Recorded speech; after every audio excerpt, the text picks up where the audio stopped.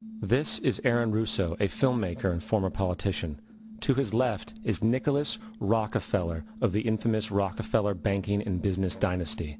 After maintaining a close friendship with Nicholas Rockefeller, Aaron eventually ended the relationship, appalled by what he had learned about the Rockefellers and their ambitions. I got a call one day from an attorney woman I knew, and she said, "Would you like to meet one of the Rockefellers?" I said, "Sure, I'd love to." And we became friends, and he began to divulge a lot of things to me.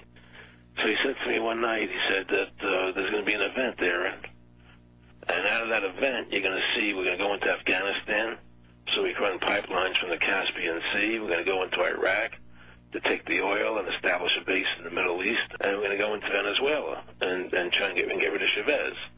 And the first two they've accomplished. Chavez they didn't accomplish. And he said you're going to see guys going into caves looking for looking for people that they're never going to find. You know, he was laughing about the fact that you have this war on terror. There's no real enemy. He's talking about how by having this war on terror, you can never win it because so it's an eternal war. And so you can always keep taking people's liberties away. And I said, how are you going to convince people that this war is real? He said, but the media. The media can convince everybody it's real. I mean, you know, it's just that you keep talking about things, you keep saying it over and over and over again, and eventually people believe it. You know, you created the Federal Reserve in 1913 through lies. You create 9/11, which is another lie. Through 9/11, then you're fighting a war on terror, and now all of a sudden you go into Iraq, which was another lie, and now they're going to do Iran. You know, and it's all one thing leading to another, leading to another, leading to another. Now, I would say, what are you doing this for? What's the point of this thing? You have all the money in the world you ever want. You have all the power. I said, you know, you're hurting people. It's not a good thing. And he would say, what do you care about the people for? Take care of yourself and you take care of your family. And then I said to him, what are the ultimate goals here? He said, the ultimate goal is to get everybody in this world chipped with the RFID chip and have all money be on those chips and everything on those chips.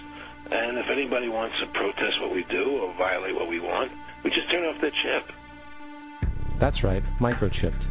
In 2005, Congress, under the pretense of immigration control and the so-called war on terrorism, passed the REAL ID Act, under which it is projected by May 2008, you will be required to carry around a federal identification card, which includes on it a scannable barcode with your personal information.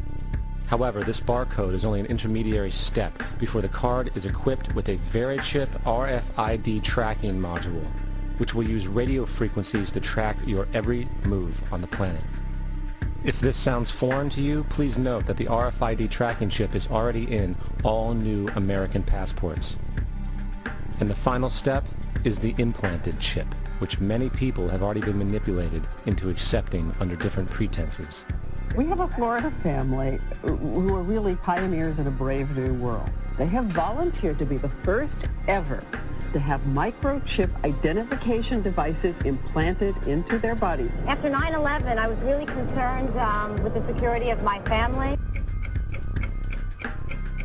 I wouldn't mind having something planted permanently in my arm that would identify me. In the end, everybody will be locked into a monitored control grid where every single action you perform is documented. And if you get out of line, they can just turn off your chip, for at that point in time, every single aspect of society will revolve around interactions with the chips. This is the picture that is painted for the future if you open your eyes to see it.